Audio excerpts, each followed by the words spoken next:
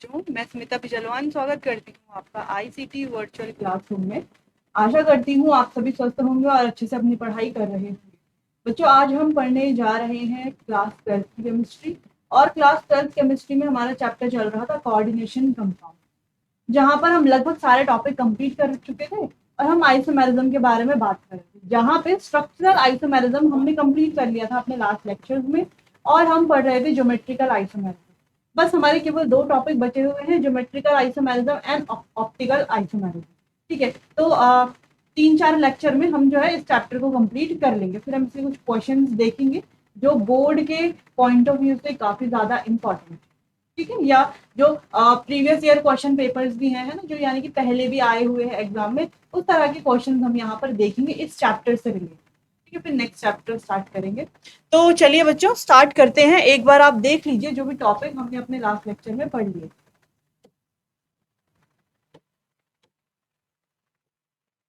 तो यहाँ पर काफी सारे टॉपिक्स हैं जो लास्ट लेक्चर में हमने कंप्लीट कर लिए थे।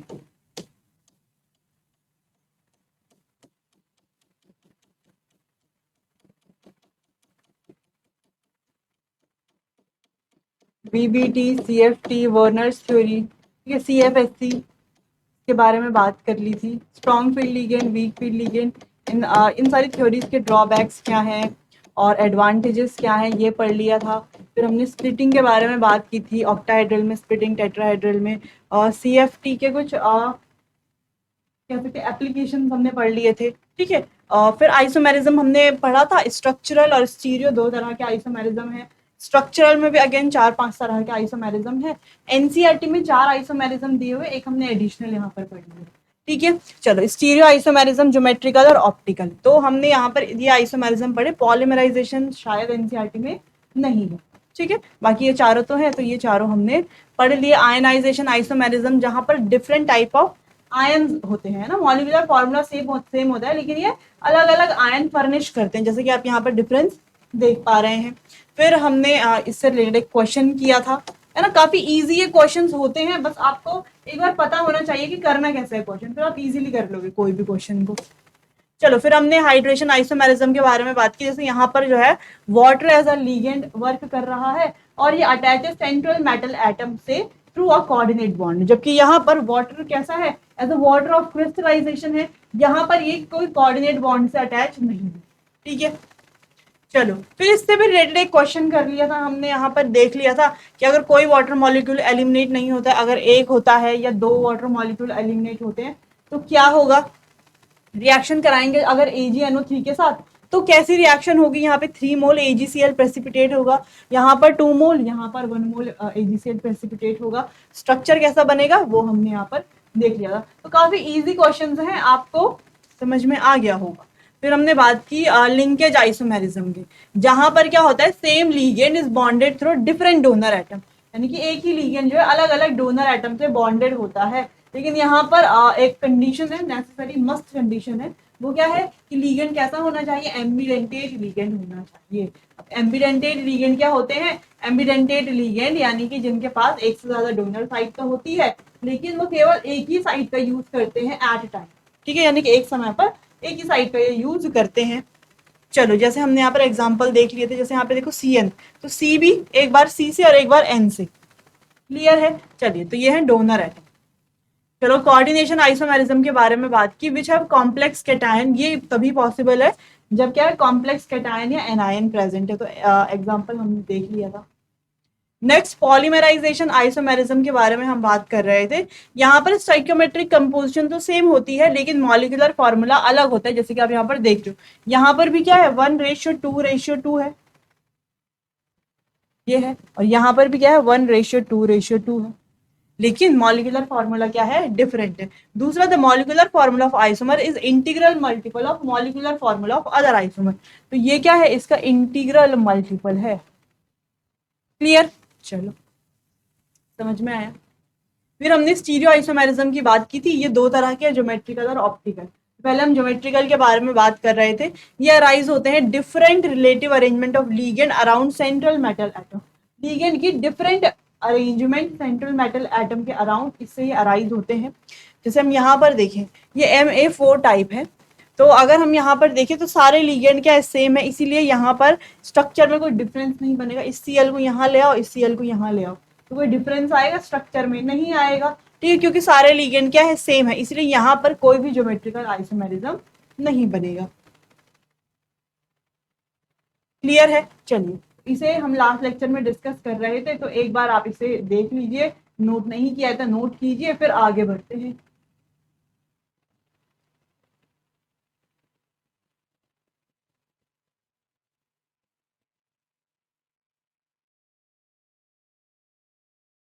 आगे बढ़ते हैं। ज्योमेट्रिकल आइसोमेरिज्म, ये अगर हम देखें दो तरह के हमारे पास कॉम्प्लेक्सेस होते हैं। एक होते हैं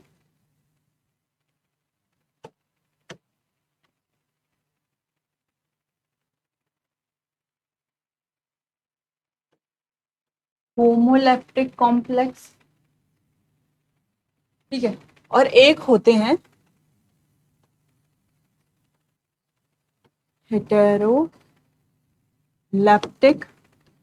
कॉम्प्लेक्स, ठीक है। अब दोनों में क्या डिफरेंस है? होमोलैप्टिक कॉम्प्लेक्स क्या होते हैं और हेटेरोलैप्टिक कॉम्प्लेक्स क्या होते हैं? तो चलो इनको डिफाइन करते हैं। अगर हम होमोलैप्टिक कॉम्प्लेक्स की बात करें तो यहां पर ऐसे कॉम्प्लेक्सेस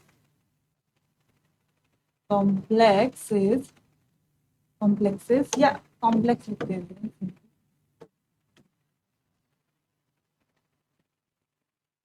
कॉम्प्लेक्स containing या having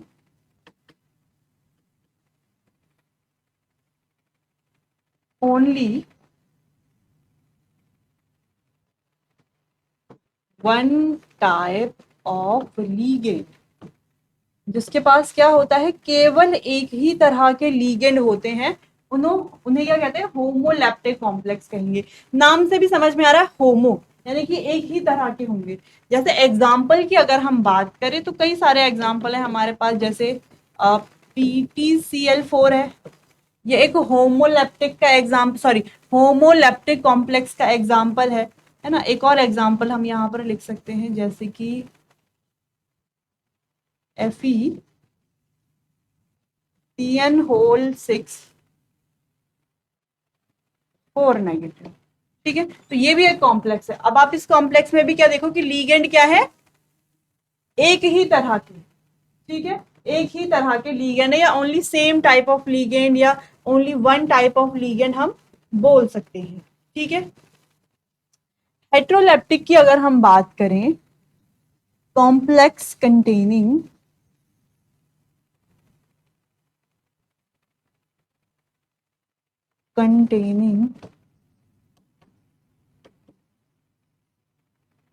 more than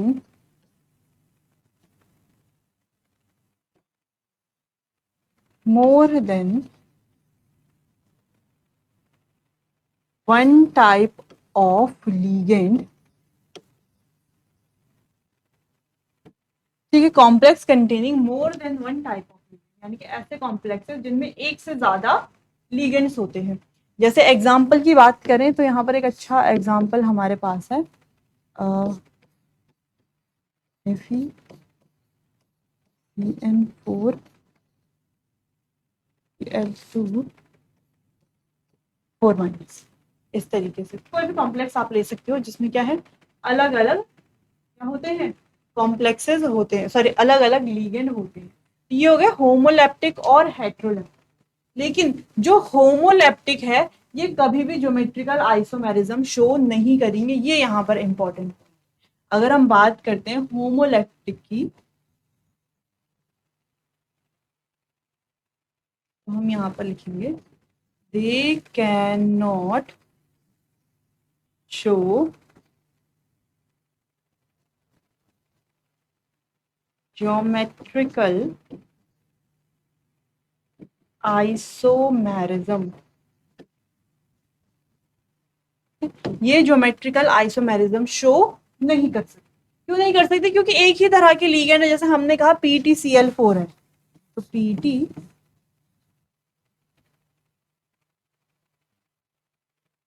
ये आ गया ना, Cl यहाँ भी, यहाँ भी, यहाँ भी और यहाँ भी, ठीक है, तो सेम अरेंजमेंट है, जबकि ज्योमेट्रिकल आइसोमेरिज्म के लिए क्या चाहिए, different relative arrangement, spatial arrangement चाहिए, जिस वजह से ये ज्योमेट्रिकल आइसोमेरिज्म शो कर पाए, लेकिन यहाँ पर नहीं होता है, तो ये ज्योमेट्रिकल आइसोमेरिज्म शो नहीं कर पाते। वहीं अगर हम हेट्रोलेप्टिक की बात करते हैं,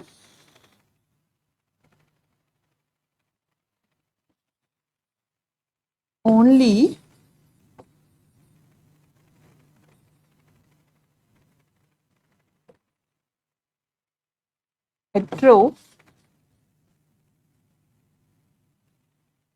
heteroleptic complex can show geometrical isomerism। ठीक है, केवल केवल हेट्रोलेप्टिक कॉम्प्लेक्स ही ज्योमेट्रिकल आइसोमेरिज्म शो कर सकते हैं। क्लियर है, दोनों के बीच में क्या डिफरेंस है आपको समझ में आ गया होगा। होमोलेप्टिक क्या होते हैं, हेट्रोलेप्टिक क्या होते हैं, तो होमोलेप्टिक से हमारा लेना देना ही नहीं है ज्योमेट्रिकल आइसोमेरिज्म में, हेट्रोलेप्टिक से। क्लियर, चलिए नोट कीजिए इतना, फिर आगे बढ़ते हैं।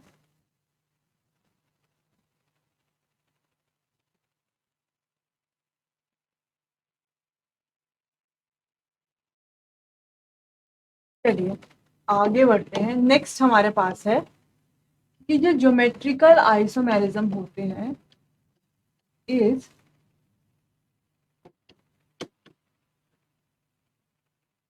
Cis trans isomerism.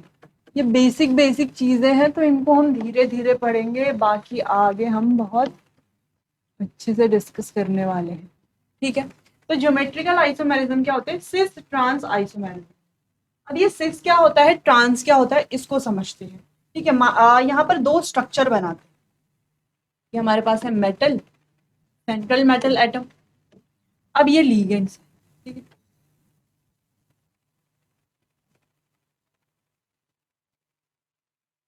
ध्यान से देखना।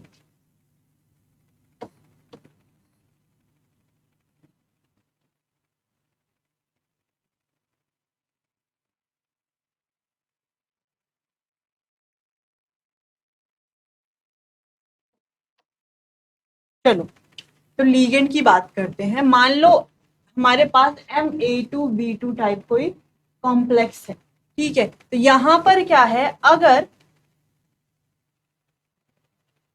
ये स्पेस ऑक्यूपाई किया है, यानी कि अगर जो लीगेंड्स जो हैं उन्होंने एडजेसेंट पोजीशन ऑक्यूपाई की है ना, if the ligand occupy adjacent position, तो उन्हें क्या कहा जाएगा, सिस।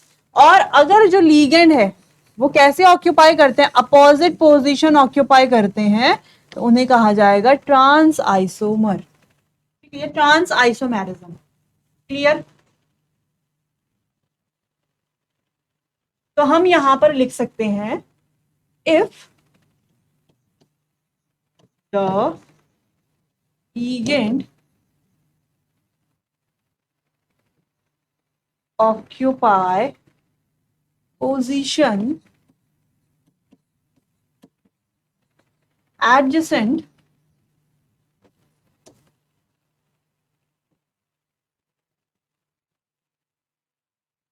adjacent to one another,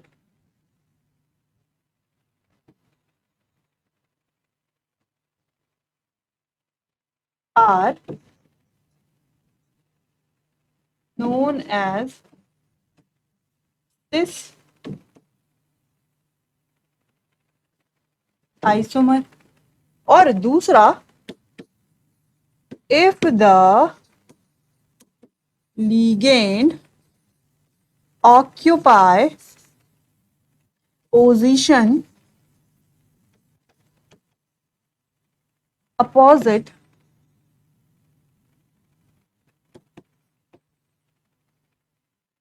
to one another,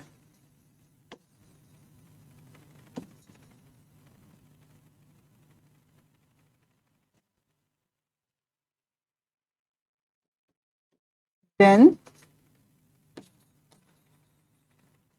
they are known as trans isomer. यहाँ पे भी सेम लिख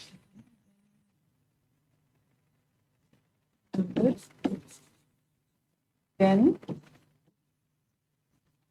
they are known as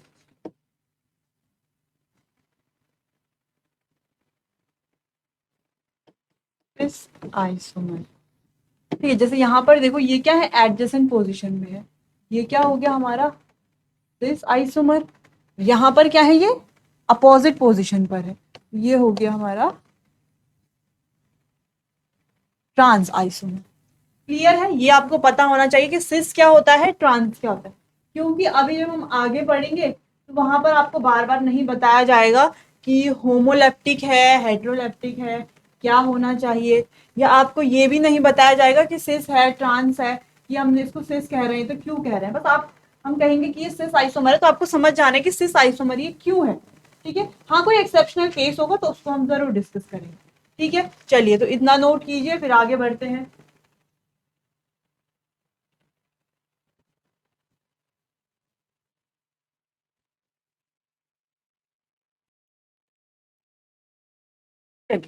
अब स्टार्ट करते हैं. सबसे पहले हमारे कॉम्प्लेक्स आ जाते हैं विद कोऑर्डिनेशन नंबर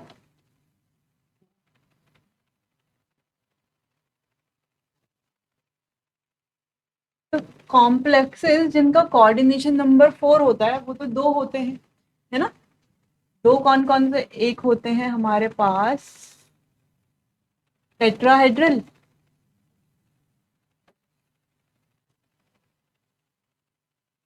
और एक होते हैं हमारे पास स्क्वायर प्लेनर. ठीक है, एक टेट्राहेड्रल होते हैं और एक स्क्वायर प्लेनर, ये तो होते हैं कोऑर्डिनेशन नंबर 4 में. चलो ठीक है, हाइब्रिडाइजेशन की बात करें तो sp3 हाइब्रिडाइजेशन, एक s और p3. ठीक है, तो यहाँ पर हाइब्रिडाइजेशन अलग होती है. क्लियर, चलो यहाँ पर क्या होती है, dsp2 हाइब्रिडाइजेशन. ठीक है, चलो अच्छा, हाइब्रिडाइजेशन की बात अभी हमें करनी नहीं है, हाइब्रिडाइजेशन हमने पहले पढ़ लिया है तो हमें पता है. ठीक है, तो यहाँ पर हम स्टार्ट करते हैं टेट्राहेड्रल कॉम्प्लेक्स. ठीक है, चलो तो पहले आ गया हमारे पास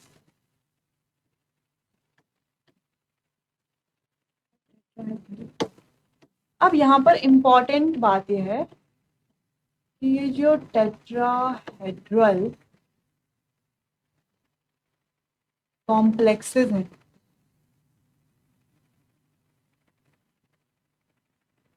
अगर हम यहाँ पर बात करते हैं Ma2B2 टाइप,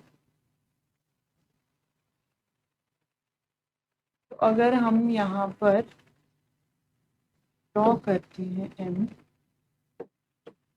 ऐसी होता है ना टेट्राहेड्रल, तो यहाँ पर मान लो A आ गया, A B B, यहाँ पर ये कितना होता है 108 डिग्री 28 मिनट. अच्छा, ये आपको याद रखने हैं, या इसको चेंज कर लो, ऐसा कर लो इसको.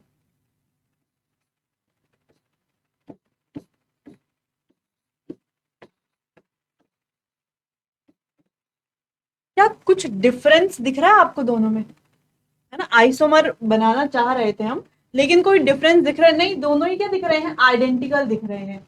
यानी कि यहाँ पर एक इंपॉर्टेंट पॉइंट ये है कि ये जो टेट्राहेड्रल कॉम्प्लेक्सेस हैं ये ज्योमेट्रिकल आइसोमेरिज्म शो नहीं करते. हाँ, स्क्वायर प्लेनर शो करते हैं, square planar geometrical isomerism show करेंगे, इनके केसेस हम पढ़ेंगे कौन कौन शो करता है.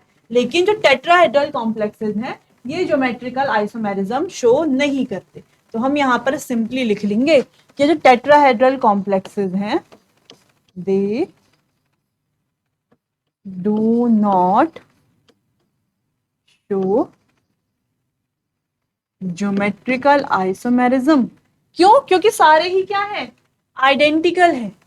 ठीक है, क्या है, सारे ये कैसे बन रहे हैं, आइडेंटिकल ही तो बन रहे हैं, चाहे हम ऐसे बनाने की कोशिश करें या आपको लग रहा होगा कि ये तो देखो सिस फॉर्म बन रही है, ये अपोजिट में है तो ये क्या बन रहे हैं, ट्रांस फॉर्म बन रहे हैं, लेकिन ऐसा कुछ नहीं है. यहाँ पर अगर हम देखें तो ये कैसे हैं, कोई ज्योमेट्री यहाँ पर है ही नहीं, सारे क्या है, आइडेंटिकल। ठीक है, चलिए ऑल आर आइडेंटिकल ऐसे लिख देते बिकॉज दे ऑल आर, क्या लिख लीजिए आप अपने हिसाब से कि सारे ही क्या है, आइडेंटिकल, नोट कीजिए इतना।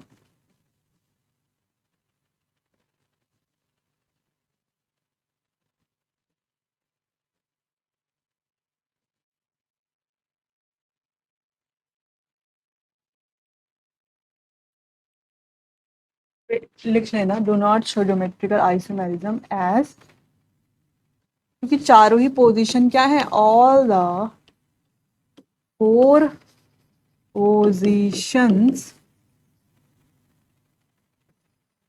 Are identical.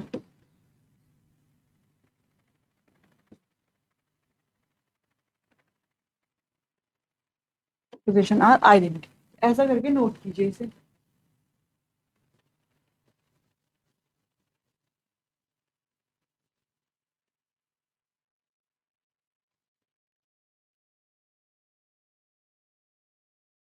चलिए बात करते हैं square planar.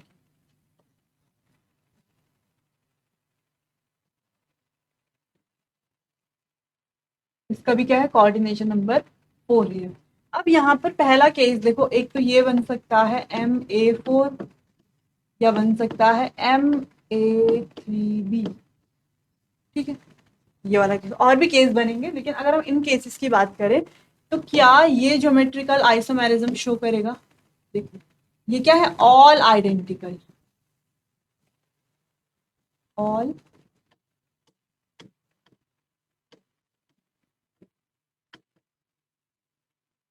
Ligand are same, सारे लिगेंड क्या है, सेम है, यानी कि ये क्या है, ये है होमोलेप्टिक। है होमोलेप्टिक, क्यों है अब यहाँ पर बार बार बताया नहीं जाएगा, चलो फिर से बता देते हैं। होमोलेप्टिक जहां पर सारे लिगेंड सेम होते हैं, तो ये कोई geometrical isomerism, no geometrical isomerism, तो ये कोई भी ज्योमेट्रिकल आइसोमेरिज्म ये तो शो नहीं करेगा। लेकिन इसको देखो, डिफरेंट लिगेंड है, तो ये कैसा है, हेट्रोलेप्टिक, है ना, ये कैसा है, हेट्रोलेप्टिक, यानी कि ये शो कर सकता है ज्योमेट्रिकल आइसोमेरिज्म, चेक करना पड़ेगा। चलो तो इसी को हम आगे यहाँ पर सॉल्व करते हैं, सॉल्व क्या यानी कि इसका आइसोमर बना के देखते हैं। ये हमारे पास है मेटल,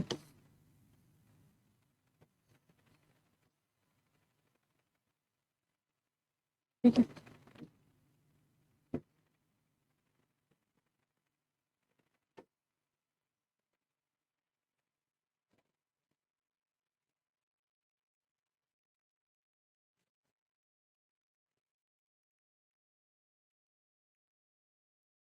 कैसे अरेंज कर लेंगे, एम तो है, इधर आ गया ए ए और बी। अच्छा इस बार बी को यहाँ ले आओ, यहाँ ले आओ, कहीं भी ले आओ, बी ए और ए, ठीक है, तो ऐसा बन तो रहा है, लग रहा है कि बना है कुछ। लेकिन अगर हम ध्यान से देखें इन दोनों को, अगर हम ध्यान से देखें इन दोनों को, ये दोनों कैसे दिख रहे हैं, ये दोनों दिख रहे हैं आइडेंटिकल, यानी कि ये भी ज्योमेट्रिकल आइसोमेरिज्म शो, आइडेंटिकल है ना, एक जैसे हैं, तो कहाँ से ज्योमेट्रिकल आइसोमेरिज्म बनेगा, तो यहाँ पर सिंपली ये ज्योमेट्रिकल आइसोमेरिज्म शो नहीं करेगा। कौन सा वाला, ये MA3B, ये क्या करेगा, डू नॉट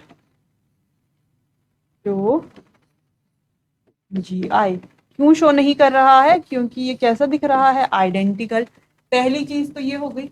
दूसरा क्या है कि ज्योमेट्रिकल आइसोमेरिज्म शो करने के लिए एटलीस्ट दो लीगेंड हमारे पास कैसे होने चाहिए, डिफरेंट होने चाहिए। तो क्या कंडीशन है, कंडीशन ये है